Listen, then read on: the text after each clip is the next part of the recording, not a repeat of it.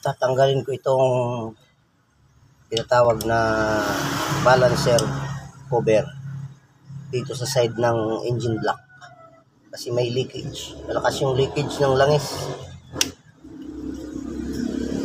Sigurado ang o-ring nito matigas na, yung o-ring gasket niya.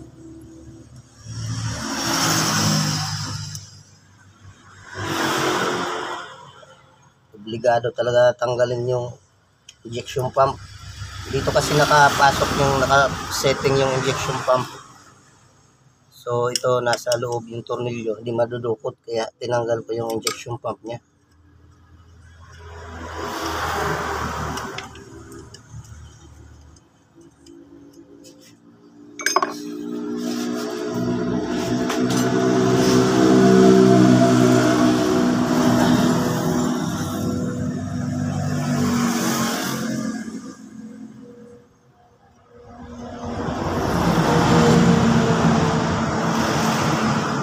Dalawang bolt lang naman ito, numero 10 yung tornilyo.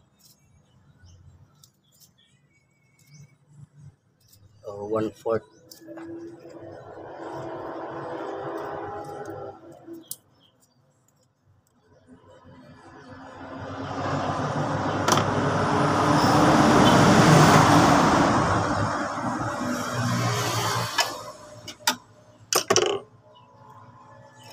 Ito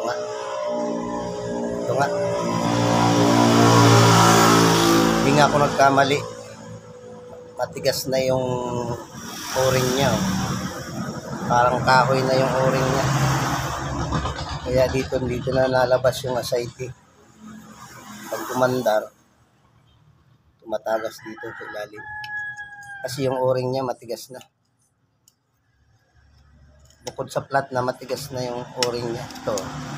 Ay, naputol na nga. So, itong papalitan ko. O-ring na ito. So, lilinisin ko muna ito. Pati yung block. Para mapalitan ng bagong o-ring.